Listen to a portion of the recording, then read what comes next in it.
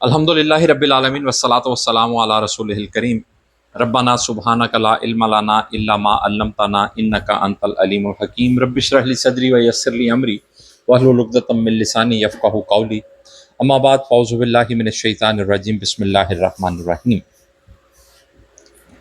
सूरतुल बकरा का चौथा रुकू हमने पिछली दफ़ा शुरू किया।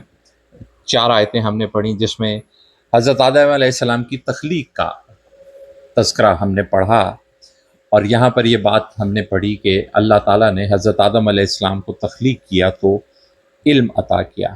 और आपकी पैदाइश का मकसद क्या था, इस नौ इंसानी की पैदाइश का मकसद क्या है कि अल्लाह ज़मीन पर अपना एक जानशीन मुकर्रर करना चाहते हैं कि जो इस ज़मीन पर अल्लाह ताला के अहकामात का निफाज करे।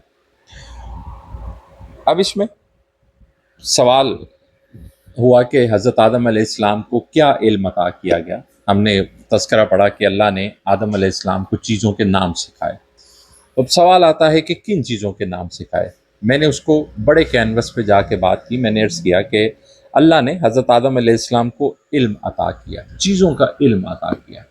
अब नाम जो है ये उसका एक इब्तदाई हिस्सा है। अब किन चीज़ों का नाम, इस पे कुरान और हदीस में कोई बात मौजूद नहीं है।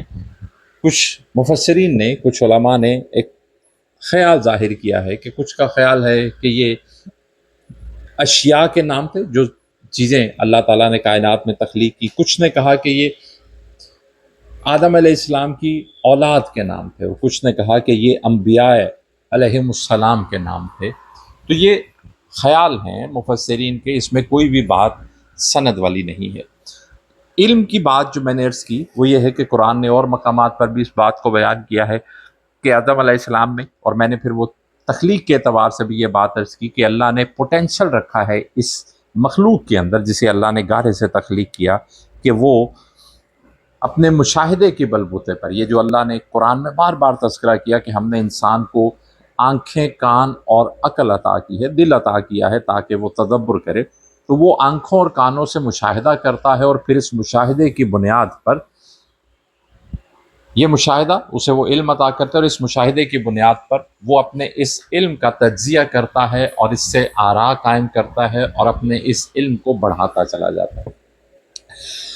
फरिश्तों को भी अल्लाह ने इल्म अता किया है, लेकिन वो सब अपनी अपनी डोमेन के पाबंद हैं। यानी मैंने अर्ज़ किया था मिसाल के तौर पर, एक फरिश्ते की एक क्लास है, एक ग्रुप है कि जिसे अल्लाह ने हवा की ज़िम्मेदारी पर मामूर किया है, और एक मखलूक है, फरिश्तों का एक ग्रुप है जिसे अल्लाह ने खुराक की, रिज़्क़ की तक़सीम पर मामूर किया है।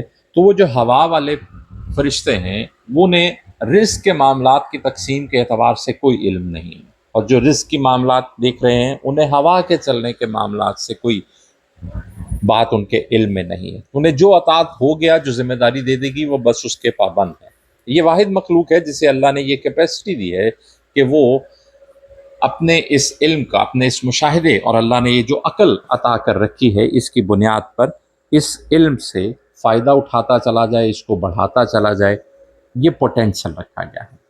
अब जब अल्लाह ने आदम अलैहिस्सलाम को तख्लीक कर दिया और इसकी गरज भी वाज़ेह कर दी कि इस तख्लीक की गरज क्या है, कि अल्लाह ज़मीन पर जानशीन मुकर्रर करना चाहता है। फरिश्तों ने जिस हैरत का इजहार किया वो भी उनके लिए वाज़ेह हो गई। तो अब इसका अगला मरहला आया कि अल्लाह ने फरिश्तों को ये हुक्म दिया कि वो आदम को सजदा करें। अब ये सजदा क्या था, कैसा था, इस पर बात करते हैं। सजदा हुआ, एक इब्लीस था जिसने इनकार किया। अब इसमें फिर सवाल आया कि इब्लीस फरिश्ता था या जिन था, कि फरिश्तों की जमात को हुक्म हुआ तो इब्लीस का तज़किरा आया कि उसने नहीं सजदा किया, उसने तकब्बुर किया, इनकार कर दिया। फिर अल्लाह ने हज़रत आदम अलैहिस्सलाम को और उनकी ज़ोजा हज़रत हवा को, जबकि इन आयतों में हज़रत हवा की तख्लीक का तज़किरा नहीं है, हज़रत हवा को और हज़रत आदम को हुक्म दिया कि तुम लोग जन्नत में ठहरो।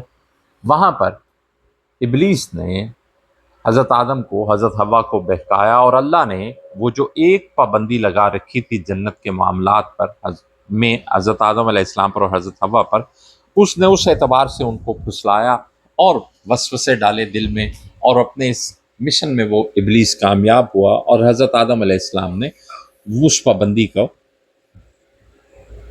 उस पाबंदी से हट गए। आपसे वो गलती सरजद हुई, اللہ نے اس سزا کے طور پر آپ کو اور حضرت حوا کو جنت سے نکلنے کا حکم جاری کیا۔ حضرت آدم علیہ السلام نے اللہ کی توفیق سے توبہ کی، اللہ نے اس توبہ کو قبول کیا، واپس جنت عطا کی اور پھر دوبارہ زمین پر خلیفہ بنا کے بھیجا۔ میں تفصیل ان 6 آیتوں کی ایک ایک کر کے آپ کی خدمت میں عرض کرتا ہوں، آیت نمبر 34 سے لے کر 39 تک، ساتھ انشاءاللہ تعالی جہاں تفصیل کی ضرورت ہے اسے عرض کرنے کی کوشش کروں گا۔ آیت نمبر 34 سے بات کو شروع کریں۔ اعوذ باللہ من الشیطان الرجیم، بسم اللہ الرحمن الرحیم۔ وَإِذْ قُلْنَا لِلْمَلَائِكَةِ اسْجُدُوا لِآدَمَ فَسَجَدُوا إِلَّا إِبْلِيسَ أَبَى وَاسْتَكْبَرَ۔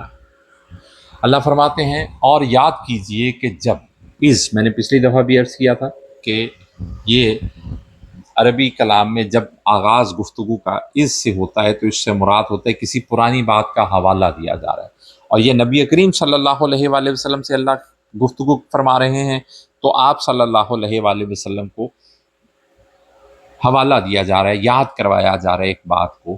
اب میں نے عرض کیا کہ اللہ نے حضرت نبی کریم صلی اللہ علیہ وآلہ وسلم کو اس معاملات کا علم عطا کر رکھا تھا، اس لیے اس بات کا حوالہ کہ جب میں نے آدم علیہ السلام کو تخلیق کیا، اب اس کا اگلا حصہ ہے اس معاملے کا، وہ کیا ہے کہ جب ہم نے کہا فرشتوں سے سجدہ کرو آدم کو، فسجدوا، پس انہوں نے سجدہ کیا، الا ابلیس، الا سوائے مگر ابلیس کے، ابا اس نے انکار کر دیا، واستکبروا اور تکبر کیا۔ بسم اللہ الرحمن الرحیم۔ وکان من الکافرین، اور وہ ہو گیا کافروں میں سے، نہ ماننے والوں میں سے، انکار کرنے والوں میں سے۔ اب اس آیت مبارکہ میں کئی باتیں ہیں۔ پہلی بات کہ اللہ نے فرشتوں کو حکم دیا کہ وہ آدم کو سجدہ کرے۔ اب یہ سجدہ کیا تھا؟ علماء نے، مفسرین نے اس پہ بحث کی ہے۔ کچھ کا خیال ہے کہ یہ سجدہ تعظیمی ہے، کیونکہ عبادت کا سجدہ صرف اللہ کے حضور ہے، یہ تعظیم کا سجدہ تھا، عزت کا، اکرام کا سجدہ تھا۔ اب عزت اور اکرام کس بات کی؟ تو خیال ظاہر کیا جاتا ہے کہ وہ آدم کو وہ جو شرف عطا ہوا تھا، علم عطا ہوا تھا، خلافت کی ذمہ داری عطا ہوئی تھی، تو اس شرف کے لیے اللہ نے فرشتوں کو یہ حکم دیا کہ وہ آدم کو سجدہ کرے۔ کچھ دوسرے مفسرین کا خیال ہے کہ یہ اللہ نے حضرت آدم علیہ السلام میں جو اپنی روح پھونکی تھی، جو جس روح سے یہ تخلیق ہوئی تھی، پتلا تو وہ مٹی کا بنا تھا، اللہ نے اس میں روح پھونکی، کیونکہ قرآن میں ایک اور مقام پہ یہ تذکرہ اسی طرح سے ہے کہ جب ہم نے فرشتوں کو یہ حکم دیا کہ جب میں آدم کو تخلیق کروں گا اور اس میں اپنی روح پھونکوں گا تو تم نے اسے سجدہ کرنا ہے۔